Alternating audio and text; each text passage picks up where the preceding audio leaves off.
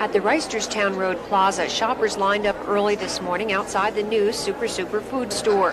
When the doors opened, the local residents, many of whom don't drive, seemed thrilled to again be shopping close to home. Oh, we're so thrilled with this opening. This has been terrible just running from store to store, and we are just honored and thrilled to have everybody back again. Food-a-Rama says its new Super food stores will have the same low prices as its limited assortment warehouse stores, but that they will also have the variety and full service of the major chain supermarkets. How can you keep the prices as low here as you do at the warehouse stores, which have lower overhead? How can we? Because of the greater volume that we expect. Volume offsets everything.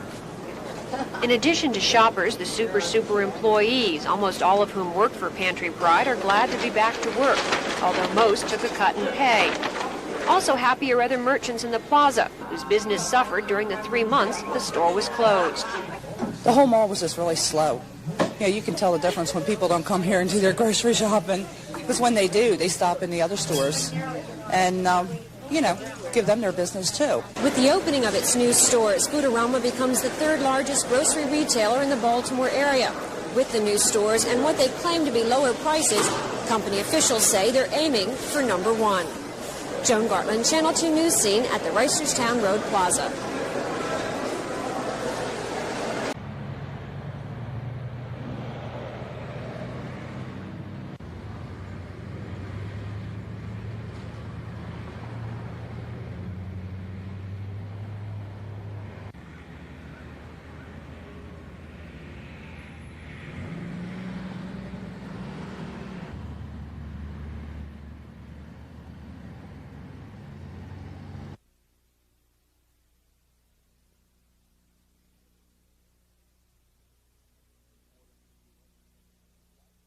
In order to do anything like that, I think we ought to have a commitment from AMP that they're going to go forward in this area.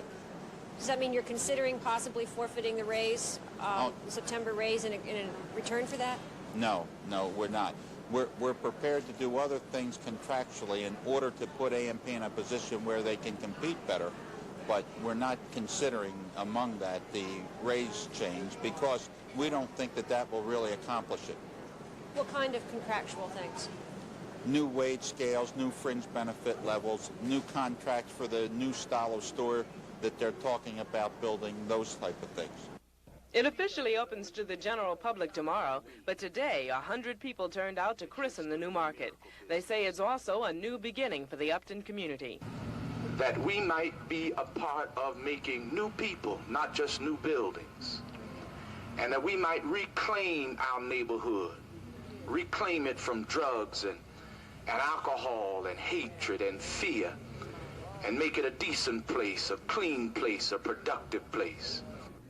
Upton is an area with extremely high unemployment, and the store gives young people not only jobs, but stock options so they can become part owners. Most of the employees are the age from 16 to 24. It's not too many other jobs that you can find now, since they stopped youth entitlement for the young kids. Only God knows that how long that I will be here, and I'm praying that I will be here to make a career out of the store. Right. It makes me more business-like. It makes me, like when I was younger, I never expected to own anything like this. And I want to if I can. Do you see yourself as an owner in 10 years? Of course, because of the way that the program is set up, I couldn't lose. I can't lose. Neither can potential customers. During a tour of the store today, they checked out the fruit, spices, meats, and fish, and they found that even normally high-priced coffee is going for a pretty fair price in this store. Manager Roosevelt Smith says that all of their prices are the lowest allowed. What do you think of this new store? What you're talking about is marvelous.